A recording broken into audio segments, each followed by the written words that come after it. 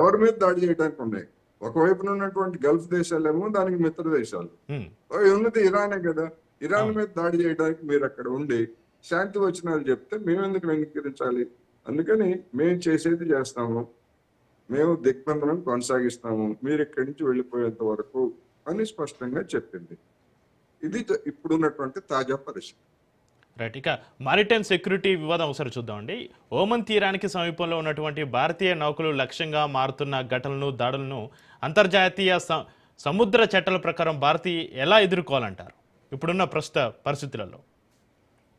మన నౌకల మీద పలానా వాళ్ళు దాడి చేశారని మన దేశం ఇంతవరకు ఏమన్నా ప్రకటించిందా? మన దేశం వైపు నుంచి అలాంటి ప్రకటన వచ్చిందా? మన నౌకల మీద అసలు దాడి జరిగినట్టే చెప్పలేదు ఇంతవరకు. దాడి జరిగినట్టే మన దేశం చెప్పలేదు.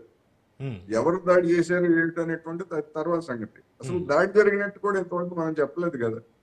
మరి అందుకనే బ్రిటిష్ సంస్థ చెప్పినటువంటి దాన్ని పట్టుకొని మనం ఆ ప్రాతిపదికన చర్చ చేస్తే ఉపయోగం ఉంది. ఒకవేళ నిజంగా దాడి జరుగుతుంటే బాధిత దేశం మన దేశం. మన దేశం ఏమీ చెప్పలేదు. తాజా వార్తల ప్రకారం మన నౌకలు 2 నౌకల్ని హార్ముజ్ జలసంధి నుంచి విడుదల చేశారని చెప్పేసి వార్తలు వస్తున్నాయి. అందుకని అంతర్జాతీయంగా బ్రిటిష్ వాళ్ళు లేదా అమెరికా ఏజెన్సీస్ ఇచ్చేటువంటి కథనాలు కానీ లేదా వాళ్ళు చేసేటువంటి ప్రకటనలు కానీ వాటిని బట్టి మన దేశం వైఖరి ఏమి నిర్ణయించుకుంటుంది? ఇంతవరకు మన దేశం చెప్పలేదు మన నౌకల మీద పలానా వాళ్ళు దాడి చేశారు అనేటువంటి అంశాన్ని.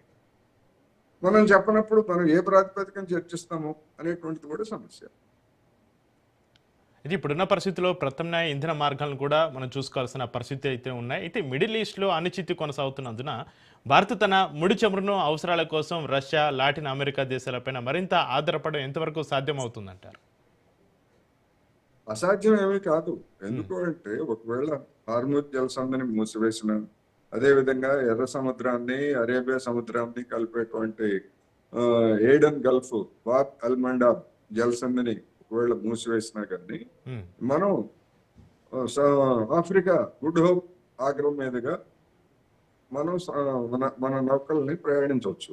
అయితే దానికి అయ్యేటటువంటి ఖర్చు పెరుగుతుంది, దూరము పెరుగుతుంది, రోజులు పెరుగుతాయి, వ్యయం పెరుగుతుంది. అందుకని అదేమి పెద్ద అసాధ్యమైనటువంటిది ఏమీ కాదు. ఇప్పుడు గతంలో ఇవేమి ఇప్పుడు సూయజ్ కెనాల్ లేనప్పుడు లేకపోతే మనకి వచ్చేటువంటి నౌకలు ఎక్కడి నుంచి వచ్చాయి? ఆఫ్రికా గుడ్ హోప్ ఆగ్రహం నుంచి తిరిగి వచ్చాయి కదా.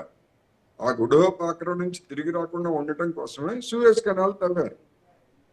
మధ్యధరా సముద్రం నుంచి అరేబియా సముద్రాన్ని కలిపారు. అందుకని అసలు మొత్తం అంతా ముసుకుపోలేదు, మొత్తం అన్ని రవాణా మార్గాలు ఉన్నాయి. కాకపోతే ఏంటంటే ఖర్చు ఎక్కువ. ఆ ఖర్చు ఎక్కువ దానికి మరి మన దేశం అవసరమైతే ఇంధనం అవసరం కనుక ఇంధనం కోసం వెనిజులా నుంచి తెచ్చుకుంటారు అనేటువంటి వార్తలు వచ్చాయి. ఇవాళ వెనిజులా నుంచి మనం కొనుగోలు చేయడానికి చూస్తున్నాము. అది మంచిదే, తప్పేముంది. ఇప్పుడు మనం డబ్బులు ఇచ్చి కొనుగోలు చేసేటప్పుడు ఇరాన్ నుంచా లేకపోతే ఇరాక్ నుంచా సౌదీ అరేబియా నుంచా ఎక్కడి నుంచి ఆ దేశాల నుంచి వచ్చేటువంటి అవకాశం లేనప్పుడు ఇరాన్ నుంచి మనం కొనుగోలు ఆపేసాం అమెరికా వాడు బెదిరిస్తే. అందుకని ప్రత్యామ్నాయంగా మనం ఎక్కడైనా కొనుక్కోవచ్చు. అయితే ఆ కొనుగోలు చేసిన వెనిజులా నుంచి వచ్చేటువంటి చమురు మనకి తడిసి మోపడవుతుంది, మన వినియోగదారులు ధరలు పెంచుతారు.